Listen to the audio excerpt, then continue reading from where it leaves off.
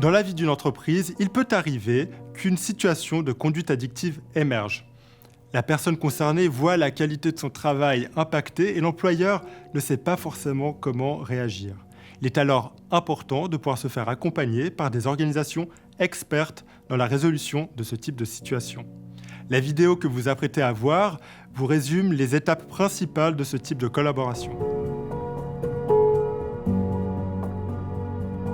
Alors, dans la majorité des accompagnements qu'on va proposer, le premier contact se fait par le service des ressources humaines, par les directions ou les médecins ou personnels de santé au sein de l'entreprise.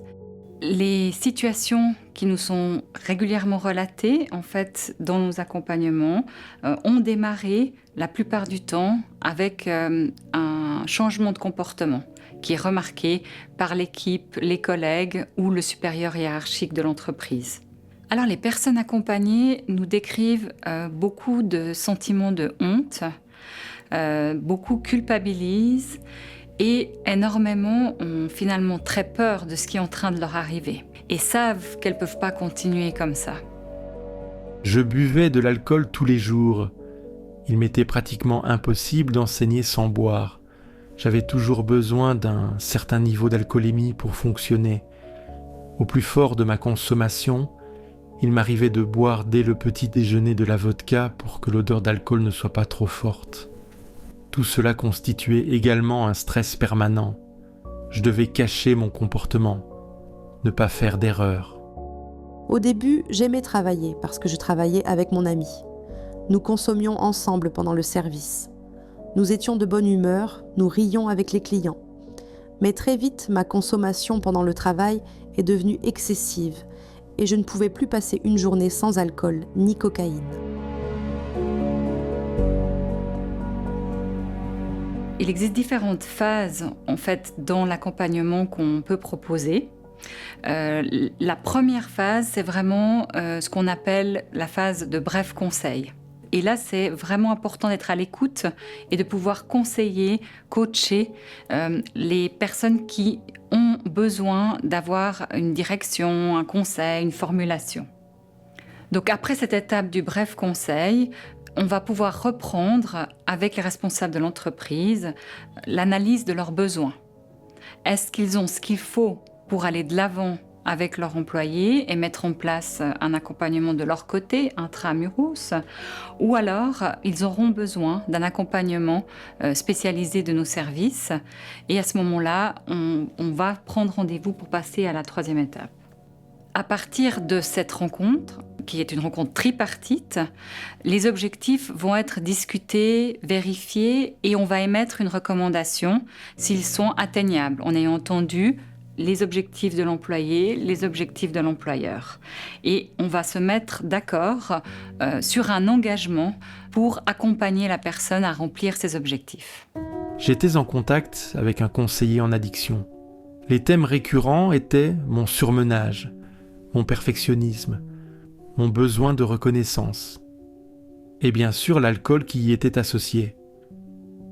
Ce n'était que lorsque mon employeur a appris ma dépendance et que j'ai compris que cela aurait de graves conséquences la prochaine fois, que j'ai réalisé qu'il était nécessaire de suivre un sevrage en clinique. En général, pour que l'accompagnement se passe bien, on identifie 3 éléments. 1, le bon timing pour la personne. Ça veut dire que ça se passe au bon moment pour elle. Deuxièmement, la durée. Un temps suffisamment long ou adapté pour que l'accompagnement puisse réussir. Et troisièmement, un climat favorisant une bonne communication dans l'entreprise et dans l'accompagnement qui va être réalisé.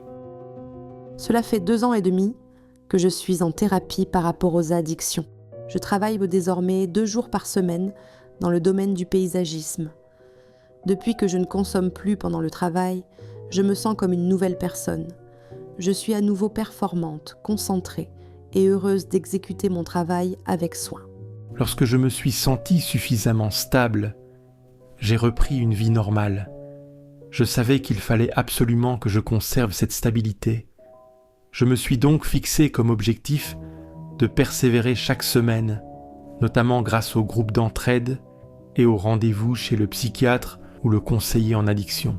Alors les entreprises souvent nous relatent qu'elles sont surprises en bien. Finalement, elles observent le changement de l'employé et souvent nous relatent le fait qu'elles aussi ont un peu changé au fur et à mesure du processus et se posent des questions qu'elles ne se posaient pas avant, mais surtout voient qu'il y a des solutions et qu'on peut faire évoluer la problématique. Des organisations présentes dans toute la Suisse peuvent proposer un accompagnement. Il faut toutefois savoir que les conditions varient d'une offre à l'autre. Vous êtes confronté à un cas, vous désirez simplement en apprendre davantage sur les accompagnements, n'hésitez pas dès à présent à prendre contact avec une organisation dans votre région.